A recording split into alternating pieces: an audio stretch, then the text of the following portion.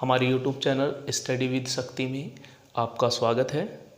और आज हम पढ़ेंगे विशेषण। और हम पिछली क्लासों में पढ़ चुके थे संज्ञा और सर्वनाम के बारे में। विशेषण देखेंगे। विशेषण क्या होता है? विशेषण का शाब्दिक अर्थ होता है विशेषता बताने वाला। और विशेषता किसकी बताई जाएगी? संज्ञा की या फिर सर्वनाम की।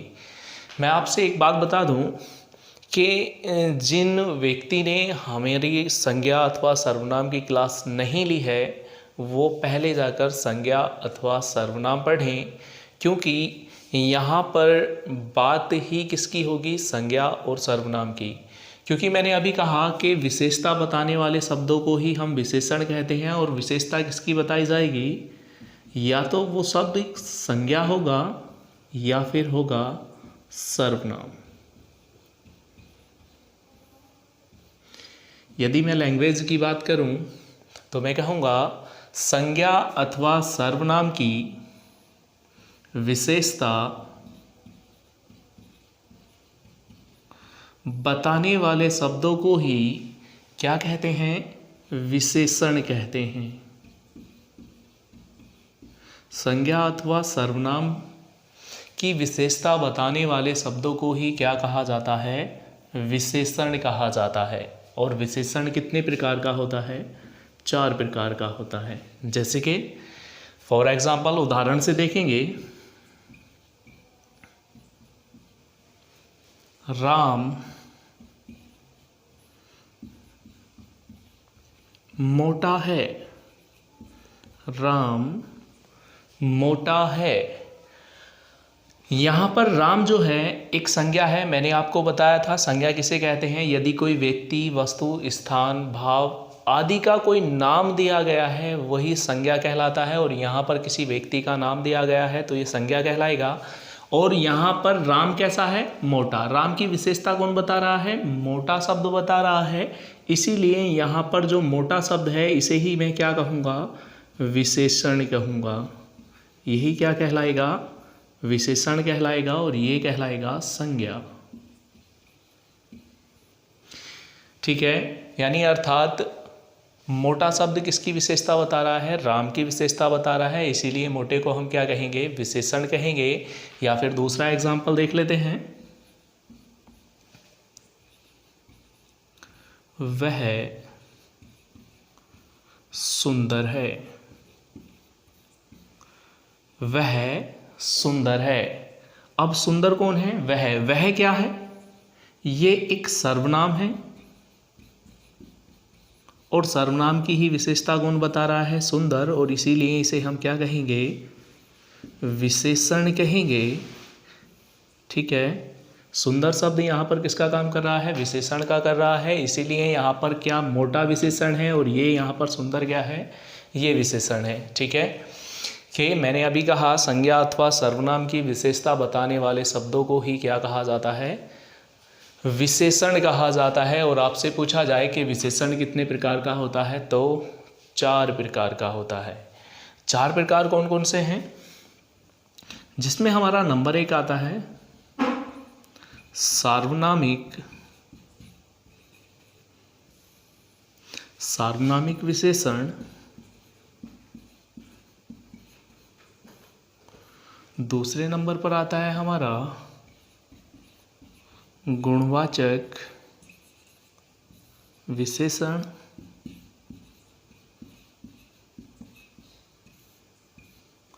नंबर 3 आता है संख्यावाचक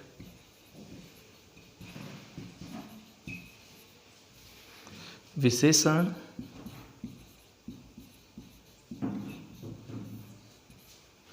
और नंबर 4 आता है परिमाण वाचक विशेषण।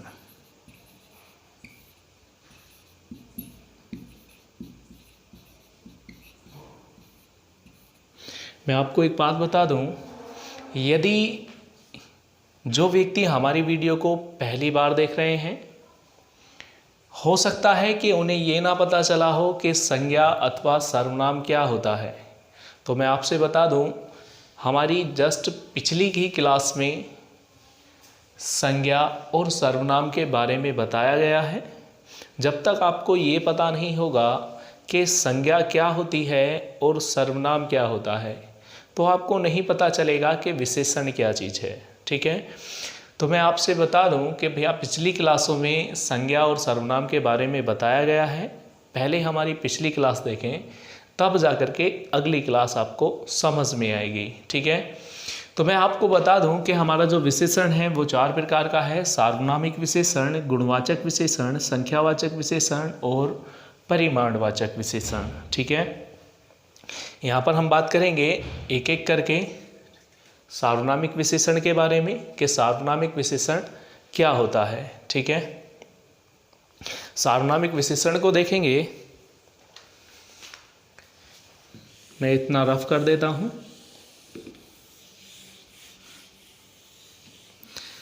सार्वनामिक विशेषण क्या है? यहां पर एक शब्द आया है सार्वनामिक।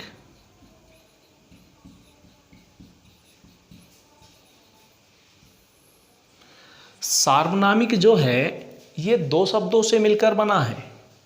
इसमें एक तो है सर्वनाम और दूसरा प्रत्यय लगा हुआ है, इसमें एक प्रत्यय जुड़ा हुआ है। यानी अर्थात यहाँ पर क्या आया है, सर्वनाम आया है और हम पढ़ रहे हैं विशेषण।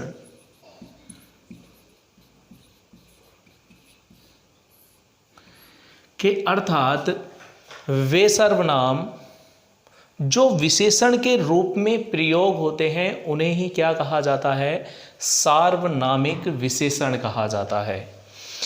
मैं दोबारा बता देता हूं कि ये जो सार्वनामिक है इसमें एक प्रत्यय जोड़ करके सार्वनामिक बनाया है। यानी अर्थात इसमें जो मूल शब्द है वो सर्वनाम है। कि सर्वनाम ऐसे सर्वनाम जो विशेषण के रूप में प्रयोग होते हैं उन्हें ही हम क्या कहते हैं, सार्वनामिक विशेषण कहते हैं। और सार्वनामिक विशेषण 2 प्रकार का होता है। सार्वनामिक विशेषण कितने प्रकार का होता है, 2 प्रकार का, जिसमें नंबर 1 आता है हमारा मौलिक सार्वनामिक विशेषण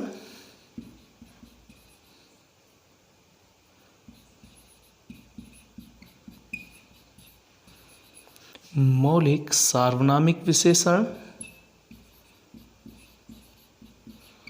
और दूसरा आता है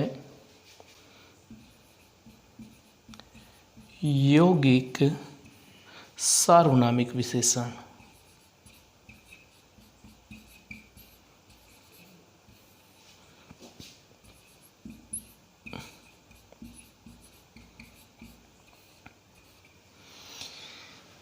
यानी ऐसे सर्वनाम जो विशेषण के रूप में प्रयोग होते हैं उन्हें हम कहते हैं सार्वनामिक विशेषण। और सार्वनामिक विशेषण 2 प्रकार का होता है। एक होता है मौलिक सार्वनामिक विशेषण और दूसरा होता है यौगिक सार्वनामिक विशेषण। और हम बात करेंगे पहले नंबर पर मौलिक सार्वनामिक विशेषण की।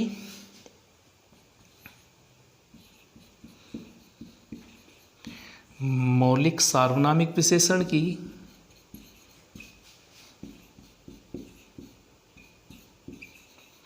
कि मौलिक सार्वनामिक विशेषण क्या होते हैं।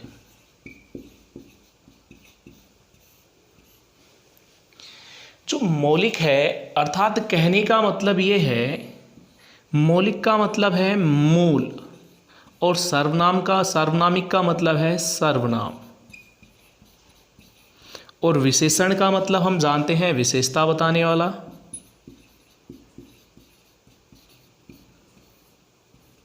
ठीक है, यानी अर्थात वे मूल सर्वनाम जो किसी संज्ञा से पहले आकर के वे मूल सर्वनाम जो किसी संज्ञा से पहले आकर उसकी विशेषता बताते हैं, उसे ही हम क्या कहते हैं, मौलिक सार्वनामिक विशेषण कहते हैं।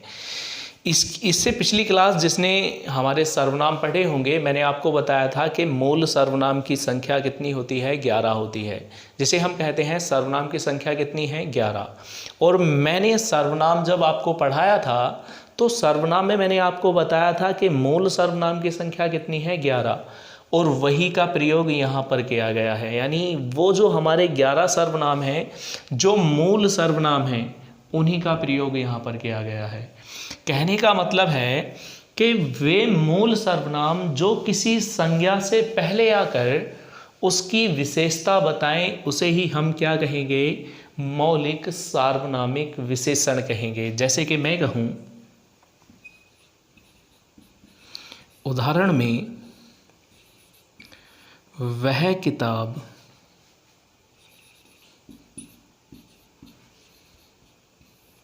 फटी है। किताब फटी है, कौन सी, वह। यानी कहने का मतलब यह है, किताब से पहले क्या आ रहा है, सर्वनाम आ रहा है, और यह किसकी, यानी वह किताब फटी है। कौन सी फटी है, वह। तो यहाँ पर ये वह जो है, यही किसका काम कर रहा है, मूल सर्वनाम है, इसीलिए हम यहाँ पर इसे क्या कहेंगे, मौलिक सार्वनामिक विशेषण कहेंगे। ठीक है। जैसे कि फॉर एग्जाम्पल दूसरा देख लेते हैं।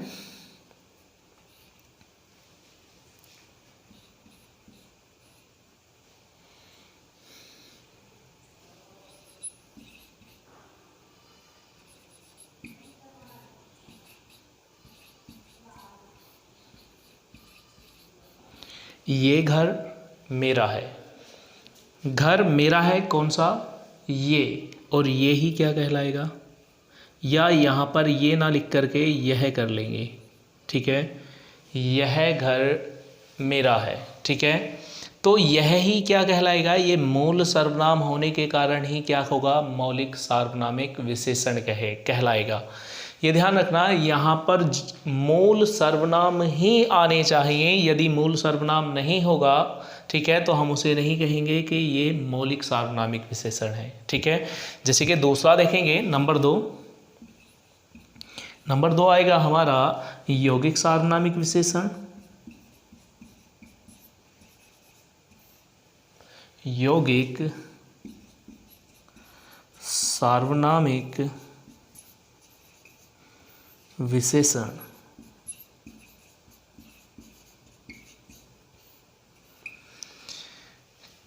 कहने का मतलब है यौगिक मतलब योग से मिलकर बने हुए, कि वे सर्वनाम जो योग से मिलकर बने हुए हैं। जैसे कि मैंने आपको कहा था कि मूल सर्वनाम कौन से होते हैं।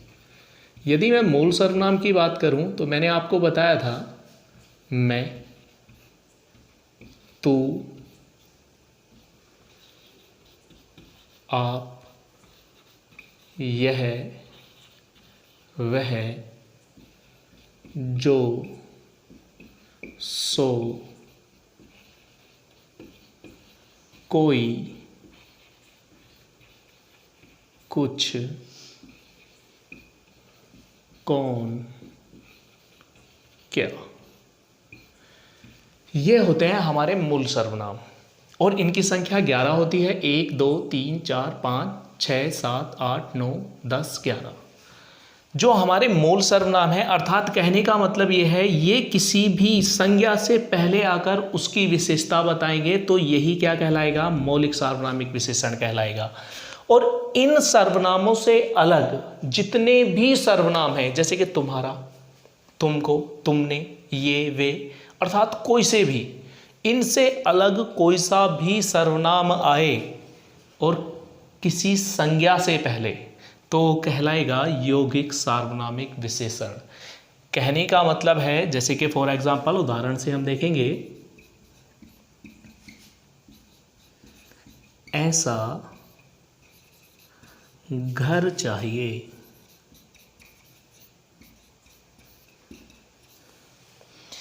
अब हमने देखा कि यहाँ पर तो देखा कि मूल सर्वनाम है दोनों, यह और वह मूल सर्वनाम है, तो हमने कहा कि मौलिक सार्वनामिक विशेषण है, क्योंकि ये किसी संज्ञा से पहले आकर उसकी विशेषता बता रहे हैं। ठीक है। अब हमने देखा कि किसी संज्ञा से पहले आकर विशेषता तो ऐसे भी बता रहा है, ठीक है, कि घर चाहिए ऐसा, तो ये विशेषता बता रहा है, लेकिन ये मूल सर्वनाम नहीं है। क्या नहीं है? मूल सर्वनाम नहीं है, इसीलिए हम इसे क्या कहेंगे? यौगिक सार्वनामिक विशेषण कहेंगे, ठीक है। जैसे कि उदाहरण यहाँ पर लिख देता हूँ कि ऐसा आदमी नहीं देखा,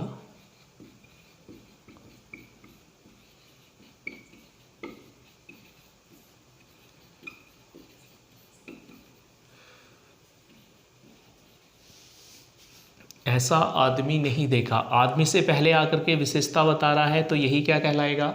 यौगिक सार्वनामिक विशेषण। जैसे कि मैं कहूँ कैसा घर चाहिए,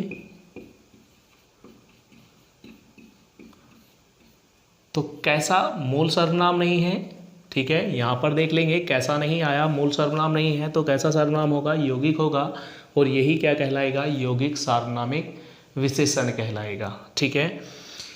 यदि कोई मूल सर्वनाम किसी संज्ञा से पहले आकर उसकी विशेषता बताए तो कहलाता है मौलिक सार्वनामिक विशेषण।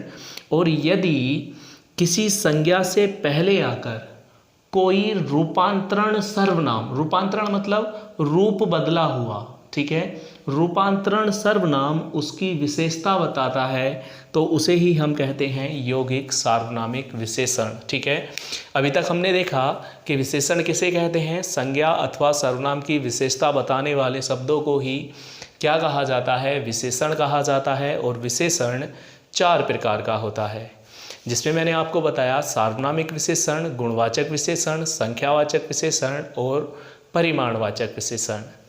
जिसमें हमने फर्स्ट नंबर पर देखा सार्वनामिक विशेषण। और सार्वनामिक में मैंने आपको बताया कि यहाँ पर जो सार्वनामिक शब्द है ये सर्वनाम प्लस इक से मिलकर बना है।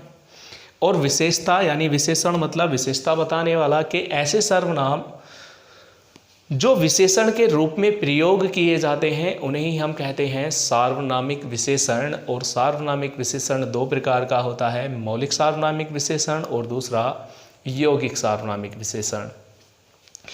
और फर्स्ट नंबर पर हमने मौलिक देखा और दूसरे नंबर पर यौगिक सार्वनामिक विशेषण। आप इसका स्क्रीनशॉट लीजिए, देखते हैं दूसरा सर्वनाम। स्क्रीनशॉट ले लिया होगा, मैं इसे रफ कर देता हूँ, देखेंगे। नंबर 2 है हमारा गुणवाचक विशेषण।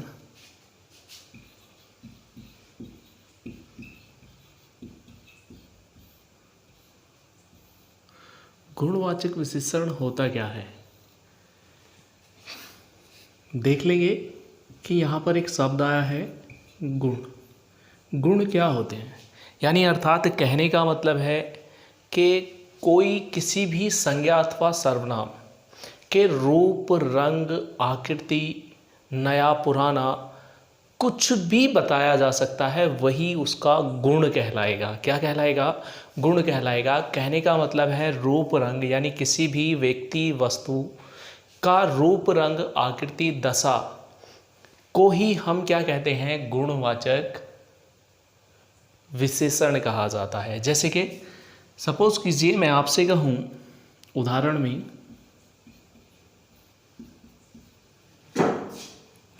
मैंने उदाहरण में कहा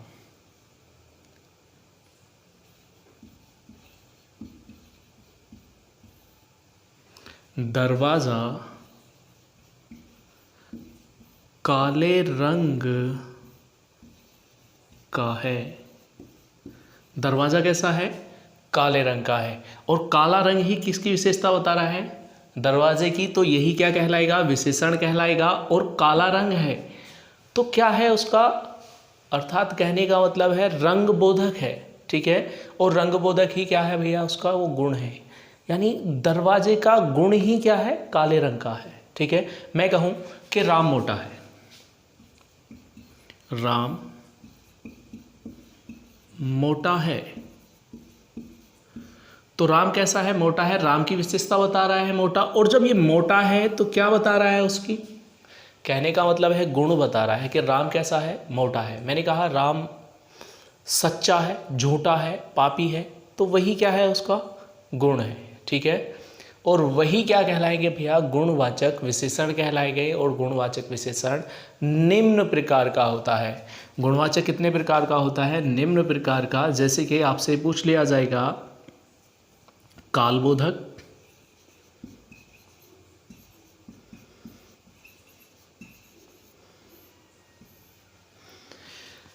कालबोधक की बात की जाए तो जितने भी हमारे काल आते हैं, जैसे कि नया, प्राचीन, पुराना, मौसमी आदि, यानी जितने भी नया, पुराना, प्राचीन, ठीक है, ये सब किस में आएंगे, कालबोधक में आएंगे। और दूसरे नंबर की बात की जाए, जैसे कि रंगबोधक,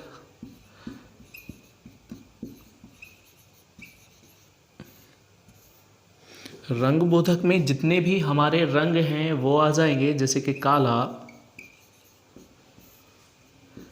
पीला, हरा, लाल आदि। यानी जितने भी हमारे रंग हैं वो सब किस में आएंगे, रंगबोधक में आएंगे। और तीसरे नंबर की बात की जाए तो इसमें आता है दिशा,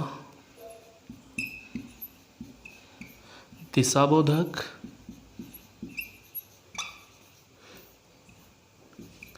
जैसे कि उत्तर, पूर्व, दाएं बाएं, यानी दायां बायां आदि। जितनी भी हमारी दिशाएं हैं वो सभी इसी के अंतर्गत आएंगी। ठीक है, और बात की जाए नंबर 4,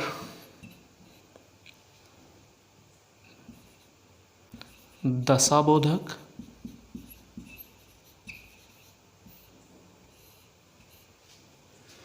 दशा में आ जाएगा मोटा, पतला,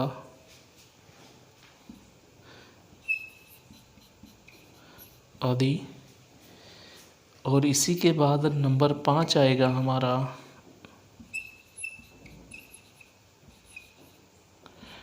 आकृति बोधक,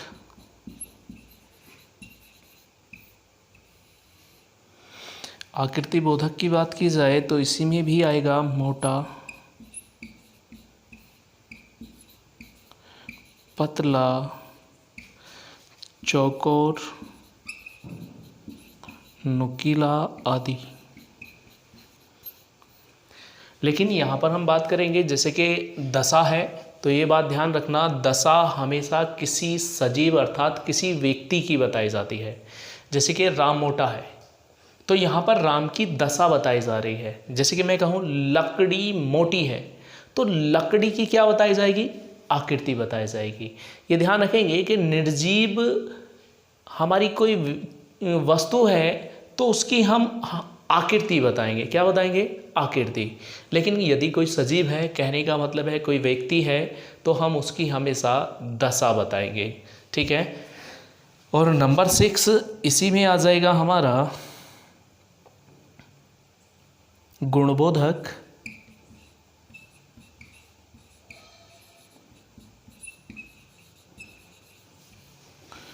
गुणबोधक में ही आ जाएंगे हमारे सुंदर, अच्छा,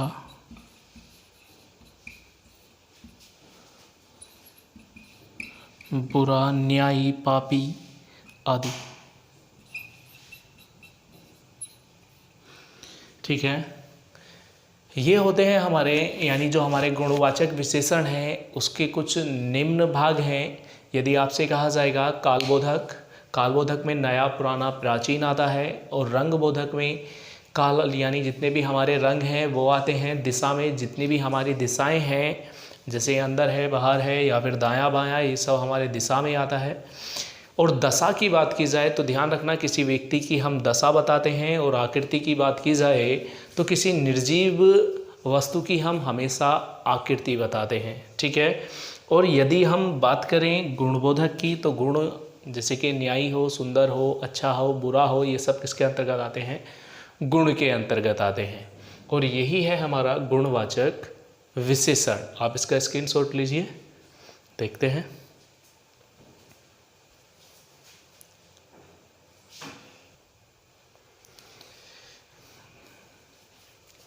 गुणवाचक विशेषण देख लिया होगा, यानी स्क्रीनशॉट आपने ले लिया होगा इसका।